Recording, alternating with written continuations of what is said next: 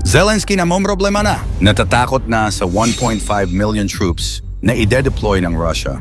At sa pagpasok ni Trump, may sikretong plano ito para sa Ukraine. Habang tumatagal ang digmaan sa pagitan ng Ukraine at Russia, lalong nagiging malupit ang laban. Sa nakaraang balita ay nagpakita ng patuloy na paglusob ng mga Russian troops sa mga critical na lugar sa Ukraine. Ayon sa ulat, ang Russia ay gumagamit ng higit sa 6,000 artillery shells at 3,000 kamikaze drones araw-araw upang durugin ang depensa ng Ukraine. Lalo nang pinapahirapan ng Russia ang Ukraine. Sa kabila ng mga advanced weaponry defense system ng Russia, patuloy pa rin ang paglaban at depensa ng Ukraine. Dagdag pa sa pagpapahirap ang mga bagong taktika ng Russia tulad ng paglahok ng mga North Korean troops na nagbibigay ng karagdagang lakas sa kanila. Ang Ukraine naman sa pamumuno ni President Volodymyr Zelensky ay patuloy na humihingi ng suporta mula sa mga kanluraning bansa. Ngunit tila lumalabnaw ang tulong na ito habang tumatagal ang laban. Ano ang sunod na hakbang ni Zelensky para sa humihinang lakas militar nito? At ano ang plano ni Trump para sa Ukraine? Yan ang ating aalamin.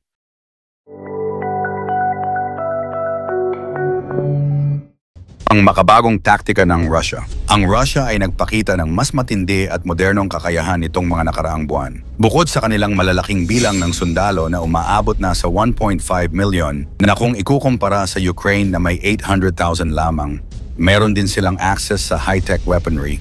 Ang ilan sa mga ito ay hypersonic missiles na mahirap pigilan ng kasalukuyang depensa ng Ukraine. Kamikaze drones na epektibo sa pag-target ng critical infrastructure at advanced artillery systems na may kakayahang bumira ng malalayong distansya. Hindi rin nagpapahuli ang Russia sa diskarte. Ang kanilang pakikipag-alyansa sa North Korea ay nagbigay daan sa karagdagang manpower.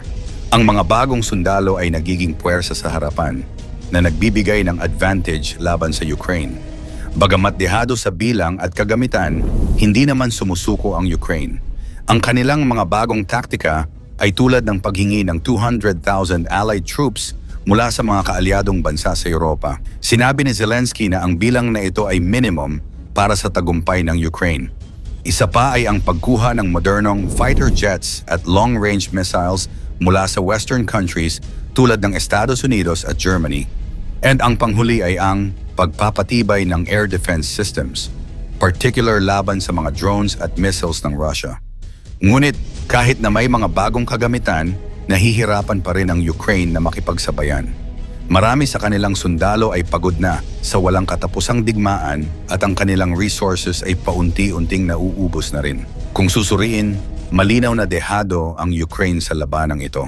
Ang Russia ay may mas maraming sundalo, mas modernong kagamitan at mas malawak na suporta mula sa mga kaalyado nito. Samantalang ang Ukraine ay nakadepende sa tulong ng ibang bansa na tila unti-unting nawawala. Ang plano ni Trump para sa Ukraine at Russia. Sa pagbabalik ni Donald Trump bilang presidente ng Estados Unidos, nagdudulot ito ng mas malaking hamon para kay Zelensky. Si Trump, na kilala sa kanyang pro-peace stance, ay tila nais na itigil ang digmaan sa pamamagitan ng negosasyon. Ngunit ayon kay Zelensky, ang ganitong hakbang ay posibleng magresulta sa mas malaking kawalan para sa Ukraine. Ayon kay Trump, kayang-kaya niyang tapusin ang digmaan sa loob lamang ng 24 oras. Ito ang matapang na pahayag niya noong una.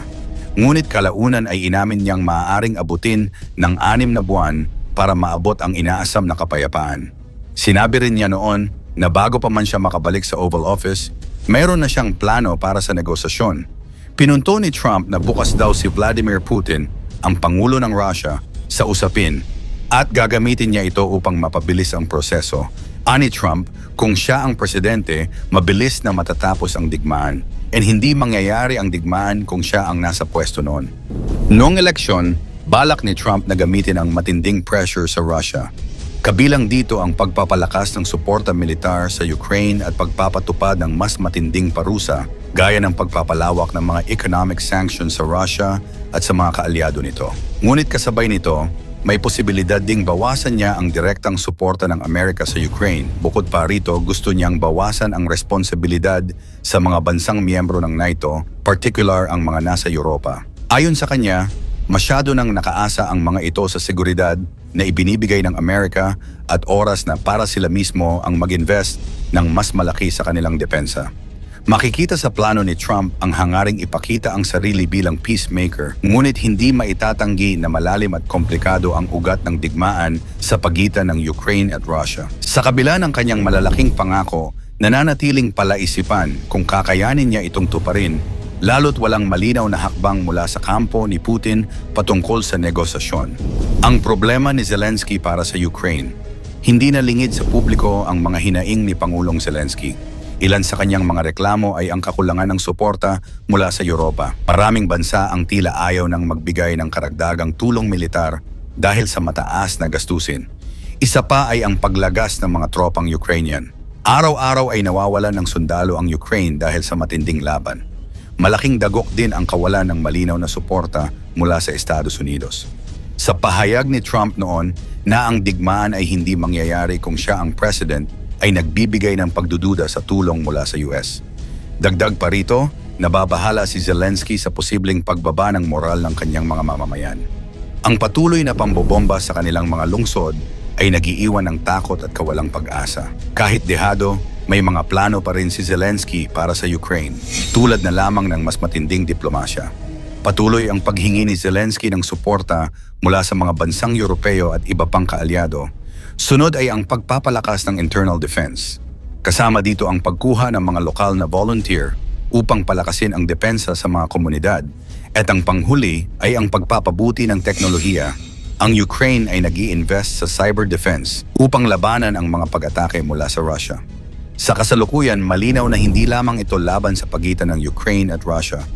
Isa itong digmaang may malawakang epekto sa buong mundo. Kung magtagumpay ang Russia, posibleng magsimula ang domino effect kung saan ang ibang bansa ay susubukang palawakin ang kanilang teritoryo. Dagdag pa rito, ang posibleng pagbawas ng tulong mula sa US at Europa ay maaaring maging sanhi ng panalo ng Russia. Nangangahulugan ito ng mas malalim na implikasyon para sa seguridad ng Europa at ng NATO. Sa kasalukuyan, malinaw na dehado ang Ukraine sa digmaang ito. Ngunit, hindi nangangahulugan na tapos na ang laban. Ang lakas ng loob at determinasyon ng mga Ukrainian ay patuloy na nagbibigay ng pag-asa. Habang ang mundo ay nagmamasid, nasa kamay ng mga leader tulad ni Zelensky at ng kanilang mga kaalyado kung paano nila babalansihin ang laban. Ang tanong, hanggang kailan magtatagal ang suporta ng mga kanluraning bansa? At ano ang kahihinatnan ng digmaang ito kung magpatuloy ang kawalang balanse? Isa lang ang malinaw. Ang digmaang ito ay isa sa pinakamalaking pagsubok sa modernong kasaysayan at ang resulta nito ay maghuhubog sa hinaharap ng pandaigdigang politika at seguridad. Ano ang magiging epekto sa mundo kung tuluyan ng manalo ang Russia? I-komento mo naman ito sa ibaba. Huwag kalimutang i-like at i-share.